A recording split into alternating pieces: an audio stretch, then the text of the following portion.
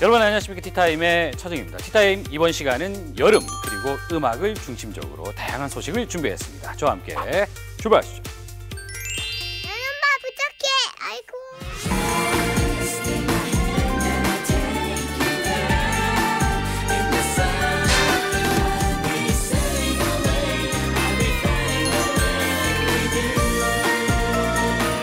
사람들이 휴가를 어떻게 보내고 있습니까? 2015년에는 바로 회사라는 키워드가 나왔습니다. 회사가 시원하긴 하죠.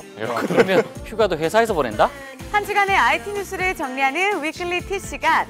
지혜롭게 IT를 공부하는 방법 티타임 지금 시작합니다. 음악을 사랑하는 사람들에게서 굉장히 이거는 범죄와 같은 생각이기 때문에 거룩한 얘기를 한 거고요. 실질적으로 돈이 안 되는 거죠. 여러분께서는 지금 두 명의 막기와 함께했습니다. 네, 티트렌드 언제 어디서나 아무 곳에나 다 노트가 되는 거죠. 이런 건 많이 나왔는데. 네, 이미 많이 나와 있죠.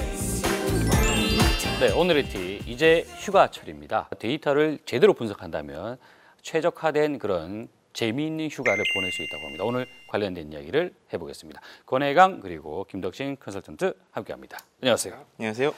여름 휴가 관련된 분석입니다. 일단 자, 여름하면 어떤 키워드가 먼저 떠오르는지 지난 5년간 소셜 데이터를 분석했습니다. 네, 여러분은 여름하면 어떤 생각이 떠오르시나요? 한국인들이 여름하면 생각나는 데이터들을 지난 5년간의 SNS 분석을 통하여서 살펴보았습니다. 그랬더니 1위로 나오는 키워드가 바로 휴가 그리고 방학이었습니다. 네, 역시 여름하면 사람들이 떠나는 것을 원할 텐데요. 그런데 우리가 떠나서 과연 무엇을 할까요? 그 다음으로 나오는 키워드가 재미있게도 사진이었습니다. 특히 이렇게 여름에 사진을 찍기 위해서 많은 사람들이 고민하고 있는 상황 가운데서 그 다음으로 생각하는 것이 바로 날씨입니다.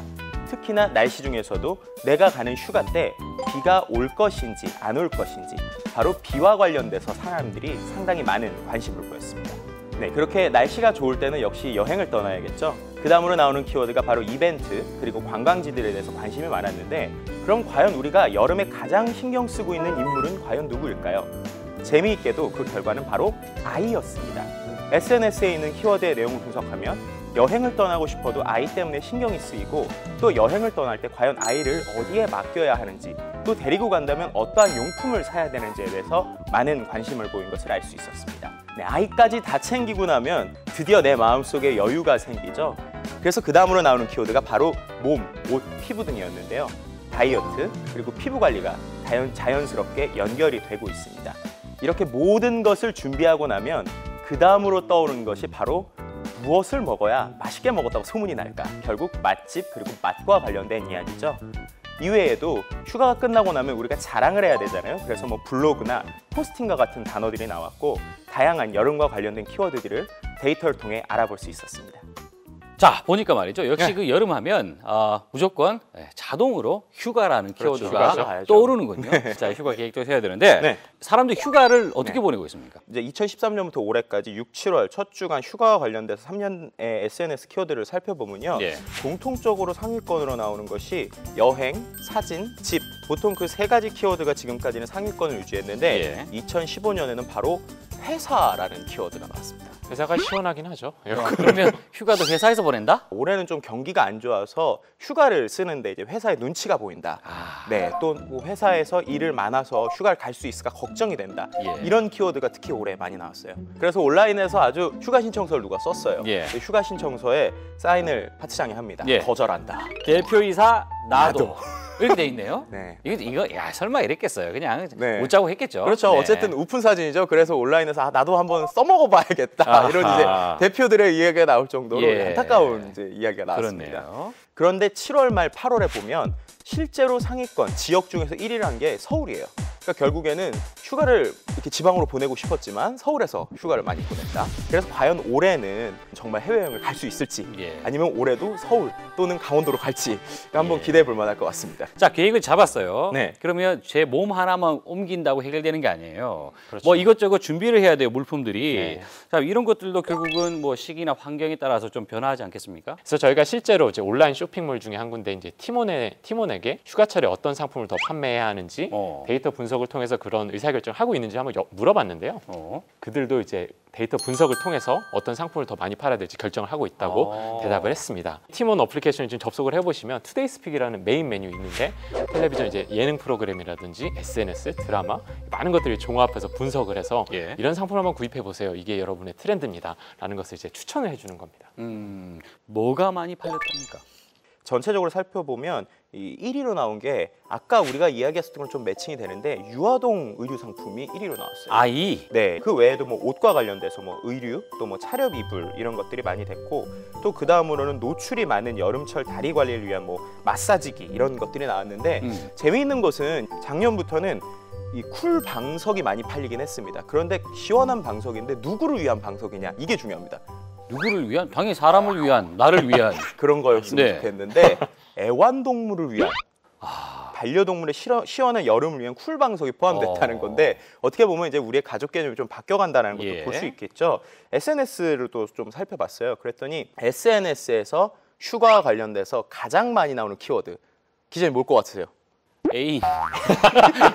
큰일 납니다. 이거 방송 꼭 나가야 됩니다. 아, 예, 이거 방송 못 나가겠네. 네, 중요한 거는 고기입니다. 고기. 고기. 네. 캠핑. 고기 구워 먹어야죠.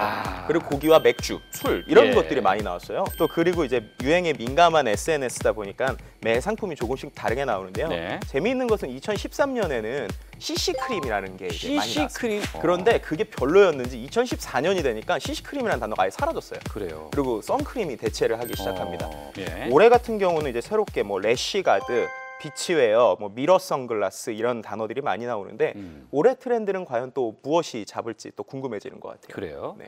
그런데 우리가 또 이제 티타임 아니겠습니까? 네. 테크놀로지 이야기를 이제 좀 해야 되는데 이런 어떤 다양한 물건들 가운데서 이 휴가 때 꼭 필요하다라고 판단하는 그런 테크놀로지 제품들 이런 것들은 어떤 게 있습니까? 네, 휴가지에서 필요한 IT 물품은 역시 좀 휴대성이 강조되는 그렇죠. 물품이겠죠.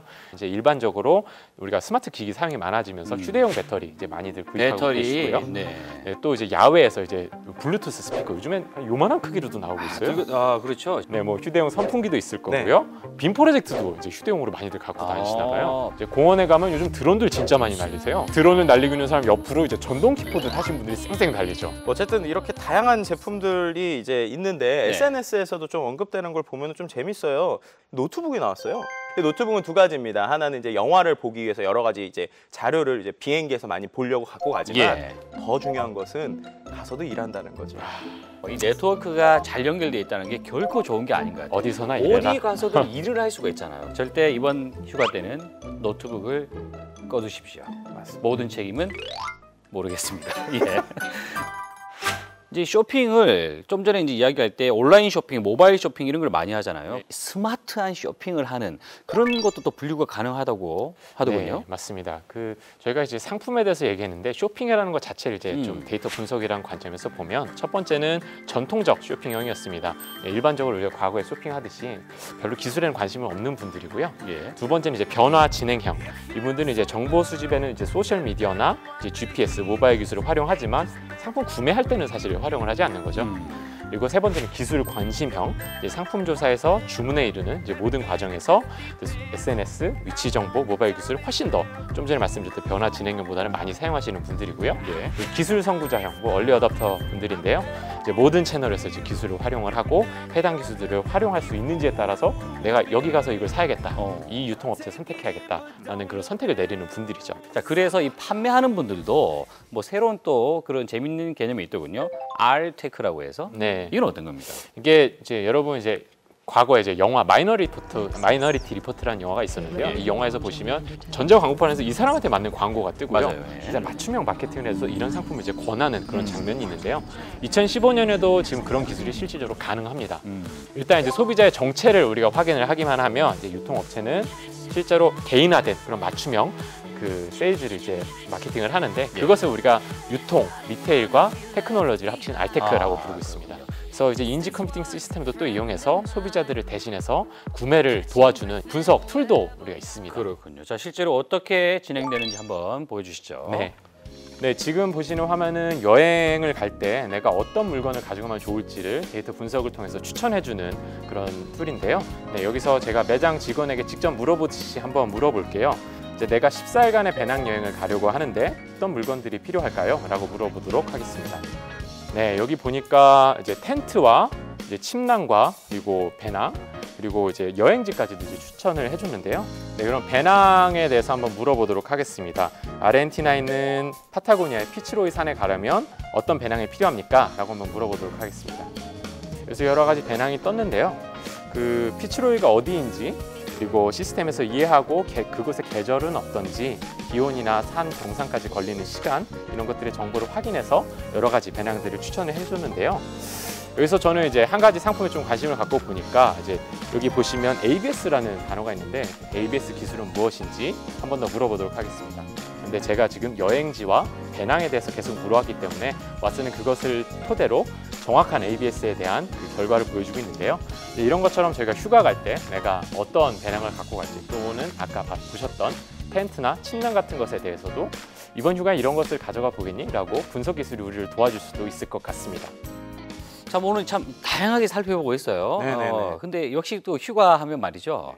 가장 중요한 덕목은 날씨입니다. 이거는 제가 어떻게 할 날씨죠. 수가 없어요. 맞아요. 아무리 테크놀로지가 발전해도 어떻게 할 수가 없어요. 이것도 민감하지 않습니까? 역시 이 날씨 예측도 우리가 어떻게 이용할 거냐. 우리가 단순히 내가 휴가 가는 날 비가 올까 안 올까 이게 아니라 이 날씨를 예측했을 때 우리가 어떤 결과를 받을 수 있느냐. 예를 들어서 아까 이제 고기 얘기도 하셨어요. 이제 스테이크가 어느 날 이제 많이 팔리냐면요. 이제 좀 덥지는 않지만 이제 따뜻한 날씨에 약간의 풍속이 예상되는 날씨라면 그날 스테이크가 많이 팔린다고 합니다. 그럼 이제 스테이크를 만약 좀 싸게 제공을 하면 스테이크를 많이 사게 되겠죠. 이제 대형 마트뿐만 아니라 동네 빵집에서도 이런 게 가능한데요. 예. 이제 내일 날씨를 예측을 해서 이런 날씨는 사람들이 이런 종류의 빵을 많이 먹더라라고 하면 새벽에 어떤 빵을 구워야 될지를 미리 이제 결정을 할 수 있는 거죠. 날씨와 관련된 데이터에 따라서 사람들의 생활 패턴도 달라질 수 있다는 거. 뭐 이걸 반증하는 것 같네요. 네. 뭐니 해도 휴가 때는 제일 좋은 건 말이죠. 책을 읽는 겁니다. 전 이번 휴가 때 책을 읽도록 하겠습니다. 못 믿었습니다. 못 믿었는데요. 한번 두고 보죠. 저희가. 재밌는 얘기 준비한다고 수고하셨습니다. 감사합니다.